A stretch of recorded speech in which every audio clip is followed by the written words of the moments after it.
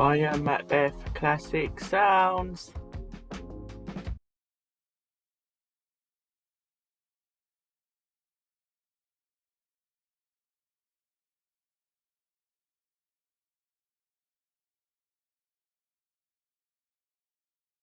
I'm Ryan Macbeth, and I will discuss the fun and interesting facts, plus give you some song recommendations.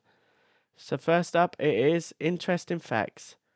The group originally started out in 1964 as the Jackson Brothers, featuring the three eldest brothers, Jackie, Tito, and Jermaine, before Marlon and Michael joined the lineup a year later.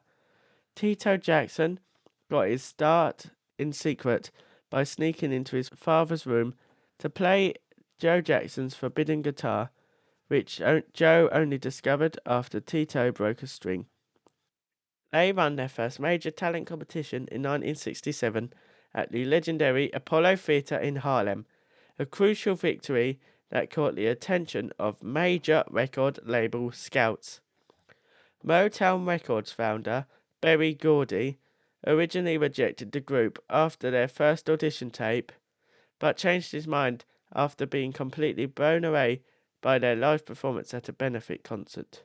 To create a massive publicity buzz, Motown Marketing claimed that the group had been personally discovered by superstar Diana Ross, even though they were actually brought to the label by Gladys Knight and Bobby Taylor. They made history in 1970 by becoming the first recording act ever to have their first 4 consecutive singles. I Want You Back, ABC, The Love You Save, and I'll Be There all reached number 1 on the Billboard Hot 100 charts. The smash hit ABC actually knocked the Beatles' historic anthem Let It Be out of the number 1 spot on the American music charts in April 1970. When they left Motown for Epic Records in 1975, the label legally forced them to change their name to the Jacksons because Motown owned the rights to the trademark Jackson 5. During their massive 1984 Victory Tour, the group performed for over 2 million fans across North America, setting a new record for the highest grossing concert tour of its time. Now it is time for some fun facts. The group was originally named the Jackson 5 by a local Gary, Indiana pageant coordinator named Evelyn LaHaye, who suggested the title to the family after booking them for an early local performance. Michael Jackson was not the group's original lead singer. His older brother Jermaine initially sang the vast majority of the lead vocals before Michael's dynamic talent pushed him to the front. When they first signed with Motown, Berry Gordy kept the brothers living at his private Hollywood mansion for several months so they could swim, play, and rehearse under his close personal watch. During the peak of Jackson mania, Motown executives became completely terrified that Michael Jackson's voice would change due to puberty, prompting them to rush him into recording a massive backlog of solo tracks just in case. To create the distinct high energy sound of their biggest hits, Motown formed an exclusive top secret songwriting and production team called the Corporation, keeping the individual writers anonymous to prevent rival labels from hiring them away. Michael Jackson openly admitted later in life that he strongly disliked his vocal tone on their earliest recording pressings, stating that his young singing voice sounded exactly like Minnie Mouse. Their breakthrough hit, I Want You Back, was originally not intended for them at all. It was originally written under the title I Wanna Be Free and was meant to be recorded by Gladys Knight or Diana Ross.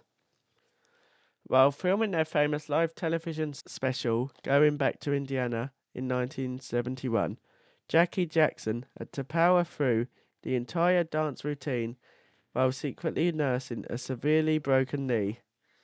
When they famously debuted a robotic dance routine for their hit Dancing Machine on Soul Train in 1974, Michael Jackson had spent days meticulously teaching the complex mechanical movements to his older brothers. And now it is time for my 4 song recommendations. And now all of these songs were so tough to put in first and second place, but it has to be done. So the 2 I've got is The Love You Save and Who's Loving You. In second place, I have given it to the song ABC. Here is 2 facts about the song ABC.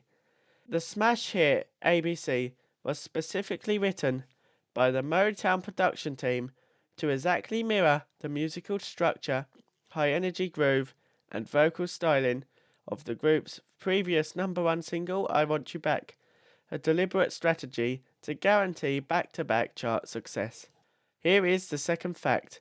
When the group famously performed the song on The Ed Sullivan Show in May 1970, 11-year-old Michael Jackson completely ad-libbed his energetic spoken word intro, transforming the planned rehearsal cue into one of the most memorable live moments in television history. Now in first place, drum roll please, I have given it to I Want You Back. Here is 2 facts about the song. The song was originally written with the title I Wanna Be Free and was intended for a different Motown act like Gladys Knight or Diana Ross, before Motown boss Berry Gordy realized the energetic track would be the perfect debut single to launch Jackson 5 into superstardom. Here is the second fact. When 11-year-old Michael Jackson recorded the lead vocals in the studio, he spent hours working under the intense perfectionist direction of producer Berry Gordy, who pushed the young singer to record dozens of takes until Michael nailed the precise, mature emotional depth needed for the lyrics. Timeless Tune. Now it is time for my special segment, Timeless Tune, a standout track that fits perfectly in today's topic.